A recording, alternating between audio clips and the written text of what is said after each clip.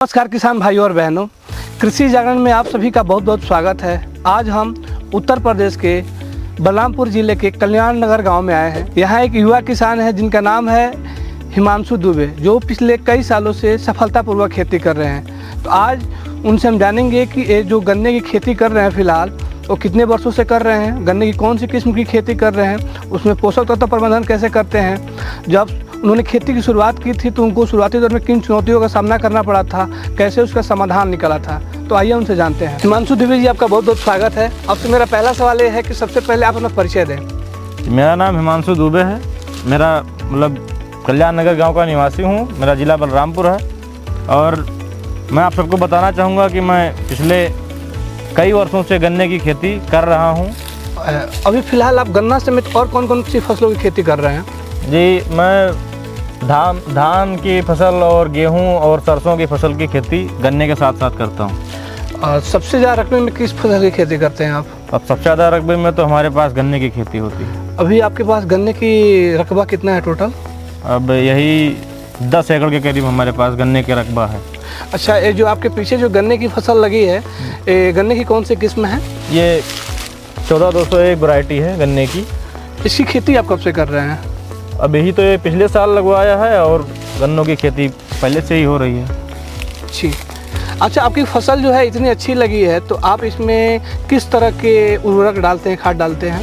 पहले तो हम लोग पूर्ण रूप से केवल रासायनिक खेती के बारे में ही जानते थे और वही करवाते थे। फिर हमारे गांव के ही, हमारे घर के ही दुकान खुली हुई है तो उनके द्वारा पता चला कि ये एक जायटोनिक एक आता है जैविक उर्वरक, तो इसी के गोबर के साथ मिक्स करके डालें तो उसका अलग से प्रॉफिट मिला, इसीलिए हम लोग इसकी इससे भी खेती करवा रहे हैं। तो अभी जो आप जैविक और रासायनिक उत्पाद जो डाल रहे हैं अपनी फसलों में, उसका रेशियो कितना रहता है? पहले तो टोटल रासायनिक उर्वरक था, लेकिन अब लगभग आधा के रेशियो पे, 50% के रेशियो पे हो रहा है रासायनिक और ये जैविक उर्वरक। जी, जब आप रासायनिक तरीके से खेती करते थे तो उस समय आपको किन चुनौतियों का सामना करना पड़ता था, और अभी आप जब जैविक और रासायनिक दोनों मिला के साथ में काम कर रहे हैं तब आपको क्या फ़ायदा मिला है?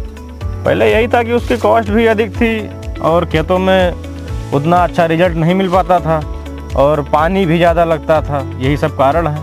अच्छा, और जब से जैविक उर्वरक को डालना हम लोगों ने शुरू किया तो उपज में बढ़ोतरी भी हुई और पानी भी कम लग रहा है खेत में पहले से। जायटोनिक के और क्या क्या फ़ायदे हैं आपको नज़र आए हैं अपनी फसलों में? जायटोनिक के फ़ायदे हैं, कम से कम एकड़ में 50 कुंटल की वृद्धि हो जाती है और ज़मीन भुरभुरी और पानी कम लगता है। अगर हम लागत की बात करें तो पहले जब आप रासायनिक तरीके से खेती कर रहे थे तो लगभग आपकी लागत कितनी आ जाती प्रति एकड़, और अभी आपकी लागत कितनी आ रही है? प्रति एकड़ तो जैसे पहले ये मान के चलिए जैसे 15,000 लगता था, मोटा मोटी मान लीजिए, तो अब 10,000 ही लग रहा है। यही बेनिफिट है इसका। अगर हम उत्पादन क्षमता की बात करें, जैसे आपने कहा कि लगभग 50 क्विंटल प्रति एकड़ बढ़ जाता है, तो ये पहले फसल से बढ़ गया था उत्पादन या उसके 1-2 क्रॉप लेने के बाद से बढ़ा था? नहीं, पहला प्रयोग हम लोगों ने इसी गन्ने के फसल में किया था तो रिजल्ट पहले से ही बेहतर था। तो अभी क्या जायटोनिक जो है उत्पाद जो है आप अपनी सभी फसलों में कर रहे हैं या फिर गन्ने में ही करते हैं? गन्ने में भी डालता हूँ और गेहूं में भी पड़ा है। अच्छा। ऐसा नहीं है कि केवल गन्ने में ही डाल रहे हैं। और अच्छा, देखिए, मार्केट में जब कोई भी उत्पाद आता है तो किसान जो है असमंजस में रहता है, इस उत्पाद को अपनी फसल में इस्तेमाल करें तो पता नहीं उत्पादन मेरी बढ़ेगी कि नहीं बढ़ेगी, फसल पे कैसा प्रभाव पड़ेगा, फसल ख़राब तो नहीं होगी। तो आपने जब इस्तेमाल किया तो आपके मन में क्या संशय था और फिर आपने उस संशय को कैसे दूर किया?